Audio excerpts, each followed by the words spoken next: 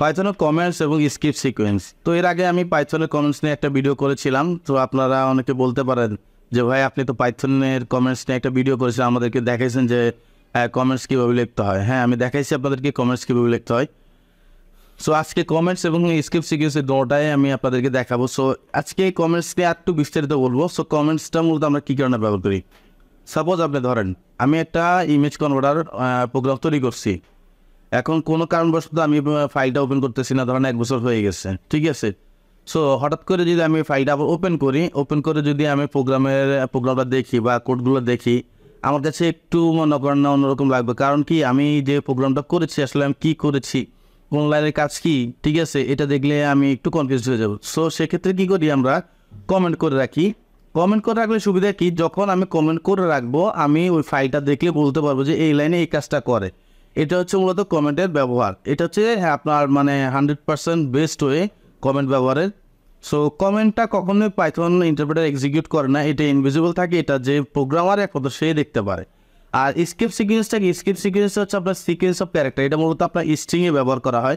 আমরা স্ট্রিংয়ে মাঝে মধ্যে এমন কিছু ধরনের সিম্বল ব্যবহার করে ফেলি যেটা মূলত দেখা যাচ্ছে যে আমাদের ডিসপ্লেতে শো করানো দরকার। সেক্ষেত্রে মূলত আমরা এই স্কিপ সিকোয়েন্সটা ব্যবহার করি ওই সিম্বলটাকে কনভার্ট করে ডিসপ্লেতে শো করানোর জন্য। স্কিপ সিকোয়েন্সটা কী করে, ধরুন আমি একটা স্ট্রিংয়ে লাইন লিখেছি, আমি লিখেছি I M a good boy. এখন আই এম এর জায়গায় আমরা কী করে, আই এম ফুল ফর্মটা আমরা লিখবো না, আমরা লিখবো আই এম, ঠিক আছে। সো আই এম যদি লিখি জিনিসটা একটু অন্যরকম থাকে। আমরা কী করবো, আই কমা এম এভাবে যদি লিখতে যাই, সেক্ষেত্রে আমাদের ওই যে আপনার সিঙ্গেল যে কোটেশনটা, ঠিক আছে, ওইটা ব্যবহার করার জন্য আমাদের স্কিপ সিকোয়েন্সটা ব্যবহার করতে হয়।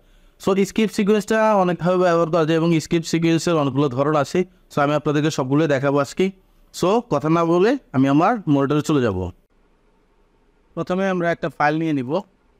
সো ফাইলের নাম আমি দিলাম হচ্ছে কমেন্টস আন্ডারস্কোর স্কেপ।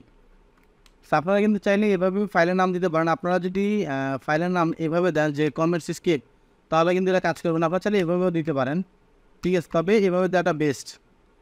সো আমি দিলাম কমেন্ট স্কেপ ডট টিওয়াই, ঠিক আছে। ধরেন আমি এখানে একটা প্রোগ্রাম লিখলাম যে A equal to Shahriar Shakil, B equal to বা এইচ, আচ্ছা আমি এখানে নাম ভ্যারিয়েবলের নাম দেবো হচ্ছে নেম। ধরেন নেম দিলাম শাহরিয়ার, এইচ দিলাম ধরেন আপনার হচ্ছে 32।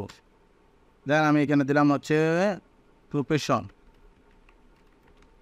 প্রফেশন, আমি এখানে দিলাম প্রোগ্রামার, ঠিক আছে, সেভ দিলাম। এখন ধরেন সাপোজ 2 বছর পরে বা 1 বছর পরে আমি যদি কোনো কারণে ফাইলটা ওপেন করতে যাই, হ্যাঁ, ধরো তখন যদি আমি হঠাৎ করে এই কোডগুলো দেখি, এই প্রোগ্রামটা দেখি, আমি আসলে বুঝবো না যে এই প্রোগ্রামটা আমি কিসের জন্য করেছিলাম, ঠিক আছে। সো সেক্ষেত্রে আমি এখানে কমেন্ট করে রাখতে পারি, যেটার মাধ্যমে আমি বুঝতে পারবো যে এই প্রোগ্রামটা আমি কিসের জন্য করেছিলাম। এটা হচ্ছে মূলত কমেন্টের সঠিক ব্যবহার। ধরেন আমি এখানে কমেন্ট করলাম, সো আমি 3টা কোটেশন দিলাম। সো আমি এখানে মাল্টিলাইন কমেন্ট করবো, যার কারণে আমি সিঙ্গল কোটেশন দিলাম। This is a personal details of Shahriar Shakil. So ধরেন এটা আমার কমেন্ট। আমি এই কমেন্টটা দেখলে, আমি যদি ইনকেস কোনো কারণে এই ফাইলটা বন্ধ করে দিলাম, আমি হঠাৎ করে 1 বছর পর এই ফাইলটা যদি ওপেন করি, তখন আমি এখানে যে কমেন্টটা রয়েছে এই কমেন্টটা দেখলেই বুঝতে পারবো যে আমার এখানে কী প্রোগ্রাম আর আমি এটা কি, এই ফাইলটা মূলত কী কারণে তৈরি করেছিলাম, ঠিক আছে। সো এটা হচ্ছে মূলত কমেন্টের ব্যবহার। সো আশা করি বুঝতে পেরেছেন যে কী কারণে আমরা কমেন্ট ব্যবহার করব। সো এখন আমরা কথা বলবো হচ্ছে স্কেপ সিকোয়েন্সটা। স্কেপ সিকোয়েন্সটা কি, আমি আমার ভিডিওর শুরুতেও বলেছি, escape sequence is a sequence of characters. এটা মূলত আমরা স্ট্রিংয়ের ভিতরে ব্যবহার করি এবং এই স্কেপ সিকোয়েন্স ক্যারেক্টাররা কখনো নিজেদেরকে রিপ্রেজেন্ট করে না, বাট এটা অন্য একটা ক্যারেক্টারে কনভার্ট হয়ে যায়। সো আমি আপনাদেরকে যদি প্র্যাকটিক্যালি বোঝাই, রিমুভ করে দিলাম এটা।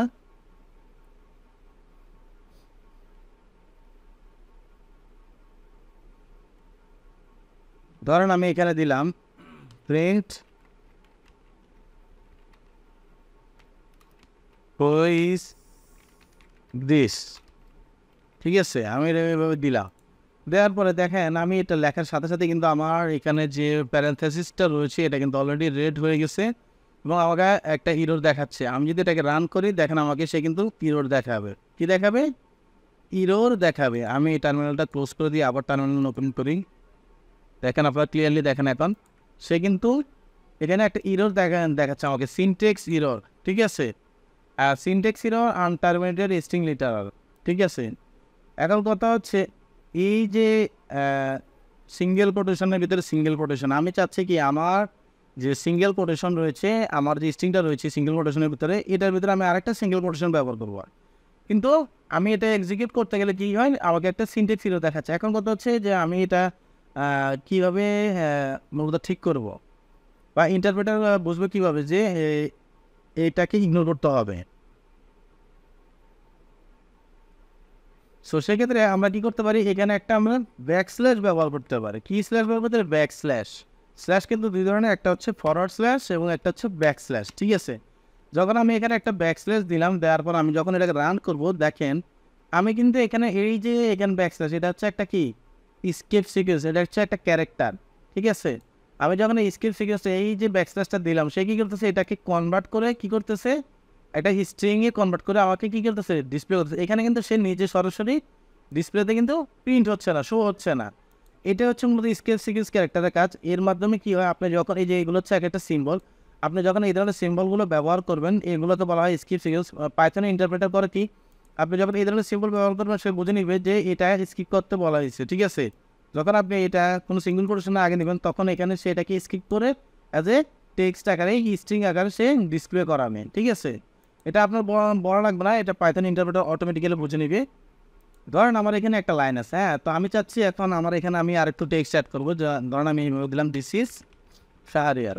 এখন আমি চাচ্ছি কি আমার এই যে লাইনটা এই হুইচ দিস, এটা আলাদা থাকবে এবং এটাও আলাদা থাকবে, মানে কি দুটোটা এরকম থাকবে, একটা নিচে একটা থাকবে। কিন্তু আমি যদি এটাকে এভাবে এখন প্রিন্ট করি তাহলে আপনারা খেয়াল করেন যে আমার এখানে কিন্তু এখন দুটোটাই একসাথে শো করতেছে, কিন্তু আমি চাচ্ছি কি দুটোটা আলাদা আলাদা লাইন হবে। তো সেই জন্য আমরা এখানে আরেকটা স্কেপ সিকোয়েন্স ক্যারেক্টার ব্যবহার করতে পারি, সেটা হচ্ছে /n। আমি যখন /n দিব এবং এটাকে প্রিন্ট করবো তাহলে দেখেন আমার এটা কিন্তু অটোমেটিক্যালি দুইটা লাইনে কনভার্ট হয়ে গেছে। এই /n হচ্ছে আপনার নিউ লাইন। আপনি যখন /n দিবেন পাইথন ইন্টারপ্রেটার বুঝে নেবে যে এটা হচ্ছে নিউ লাইন। ঠিক আছে, সো সে তখন এটাকে অটোমেটিক্যালি আরেকটা লাইনে কনভার্ট করে দিবেন। ঠিক আছে, এর পরবর্তীতে ধরেন আমি চাচ্ছি যে আমার এখানে যে টেক্সট, ধরেন আমি এখানে একটা স্পেস দিলাম, দিয়ে আমি এটাকে প্রিন্ট করলাম। প্রিন্ট করলে দেখেন আমার এখানে কিন্তু যখন আমি এখানে ম্যানুয়ালি স্পেস দিচ্ছি তখন আমার এখানে একটা স্পেস দিচ্ছে, কিন্তু আমি চাচ্ছি এইভাবে না, আমি চাচ্ছি একটা স্কিপ সিকোয়েন্স ক্যারেক্টারের মাধ্যমে আমি এখানে একটা নির্দেশনা দেবো যে তুমি অটোমেটিক্যালি একটা স্পেস নিয়ে যাও। সেক্ষেত্রে আমি এখানে /t দিয়ে দিলাম। আমি যখন /t দিলাম দেখেন আমার এখানে কিন্তু অটোমেটিক্যালি একটা স্পেস সে জেনারেট করে নিছে। এই এন স্ল্যাশ হচ্ছে এই যে /n হচ্ছে নিউ লাইন, যখন আপনি /t দিবেন ঠিক আছে তখন এটা কি, এটা হচ্ছে ট্যাব লাইন। কি, এটা হচ্ছে একটা হরিজন্টাল ট্যাব, সে অটোমেটিক্যালি একটা স্পেস তৈরি করে নেবে। এই যে দেখেন সে অটোমেটিক্যালি এখানে একটা স্পেস তৈরি করে নিচ্ছে। এবং আপনি যখন এখানে দিবেন /b, ধরুন আমি এখানে টিটাকে রিমুভ করে আমি এখানে দিলাম /b দিলে এটা একটা স্ক্রিপ্ট সিকোয়েন্স ক্যারেক্টার। ঠিক আছে, এগুলো সবই হচ্ছে স্ক্রিপ্ট সিকোয়েন্স ক্যারেক্টার। সব যখন /b দেওয়া, যদি সেভ দিই দেখেন এখানে কী করতেছে, আমার এখানে যে বাই ডিফল্ট যে স্পেসটা ছিল আমি ধরেন এখানে আরেকটি স্পেস বাড়ায় দিই, সেভ দিলাম, সেভ দিয়ে প্রিন্ট করলাম, দেখেন আমার এখানে কিন্তু সে অটোমেটিক্যালি স্পেসটা রিমুভ করে দিচ্ছে। যখন আমি এই /b ব্যবহার করবো তখন এটা অটোমেটিক্যালি একটা ব্যাক স্পেস নেবে, মানে কি যদি ব্যাকে কোনো স্পেস থাকে সে এটাকে রিমুভ করে এটার সাথে অ্যাটাচড হয়ে যাবে। ঠিক আছে, এই ধরনের আপনার আরও অনেকগুলো স্ক্রিপ্ট সিকোয়েন্স ক্যারেক্টার রয়েছে। তো সচরাচর আমরা যে সিকোয়েন্স ক্যারেক্টারগুলো ব্যবহার করবো এগুলো হচ্ছে আমি যে আপনাদেরকে দেখলাম সেগুলোর মধ্যেই। এই যে ধরেন আপনার /n মানে /new tab, new line, /t মানে হচ্ছে কি হচ্ছে /t যখন আপনি ব্যবহার করবেন সেটা একটা হরিজন্টাল ট্যাব, মানে একটা হরিজন্টাল স্পেস নেবে। /b যখন আপনি ব্যবহার করবেন তখন সে একটা ব্যাক স্পেস নেবে। আমি আপনাদেরকে একটু লিখে দিই এখানে কোনটার মানে কি। এই স্ল্যাশটা তো আপনারা বুঝছেন, এটা নিয়ে আপনাদের লেখার কিছু নেই, আমি এই বাকিগুলো লিখে দিচ্ছি। ধরেন আমি যখন /n ব্যবহার করব আমি এটা কমেন্ট করে দিই, তখন এটা কি করবে, একটা নিউ লাইন তৈরি করবে, নিউ লাইন। আপনি যখন স্ল্যাশ টি দিবেন, ব্যাকস্ল্যাশ টি দিবেন, তখন সে কী করবে, সে একটা হরিজন্টাল ট্যাব নেবে, হরিজন্টাল স্পেস নেবে, হরিজন্টাল ট্যাব। দেন আপনি যখন স্ল্যাশ বি দিবেন, তখন সে একটা ব্যাক স্পেস নেবে, ঠিক আছে। সো আপনি যখন এভাবে দিবেন, ঠিক আছে, তখন এটা আপনি সচরাচর এই ধরনের ক্যারেক্টারগুলো ব্যবহার করেন, বাকি তেমন একটা, বাকি যে স্কেপ সিকোয়েন্স ক্যারেক্টারগুলো রয়েছে ওগুলো তেমন একটা ব্যবহার করা হয় না, ঠিক আছে। ধরেন আমি যদি এখানে এখন ডাবল স্ল্যাশ দিই, ধরেন আমি এখানে এই যে আমি যাচ্ছি কি আমার এখানে একটা স্ল্যাশ শো করুক, ঠিক আছে। ধরেন আমি এখানে ডাবল স্ল্যাশ দিলাম, দেওয়ার পর আমি সেভ দিলাম, সেভ দেওয়ার পরে যদি আমি এখানে প্রিন্ট করে দেখাই, দেখেন আমি কিন্তু এখানে 2টা স্ল্যাশ দিয়েছি, কিন্তু সে এটাকে কনভার্ট করে কিন্তু একটা স্ল্যাশে নিয়ে আসে।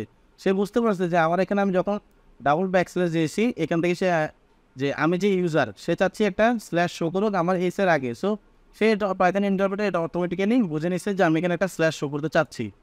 সো আশা করি বুঝতে পেরেছেন যে কমেন্টস কী এবং স্কেপ সিকোয়েন্স ক্যারেক্টার কী বা এই দুইটার ব্যবহার কী। সো কারো কোনো সমস্যা থাকলে অবশ্যই আমাকে কমেন্টে আপনাদের মতামত জানাবেন, আমি আপনাদেরকে সমাধান দেওয়ার চেষ্টা করব ইনশাল্লাহ। সো ভিডিওটি ভালো লাগলে অবশ্যই লাইক, সাবস্ক্রাইব এবং কমেন্ট করতে ভুলবেন না।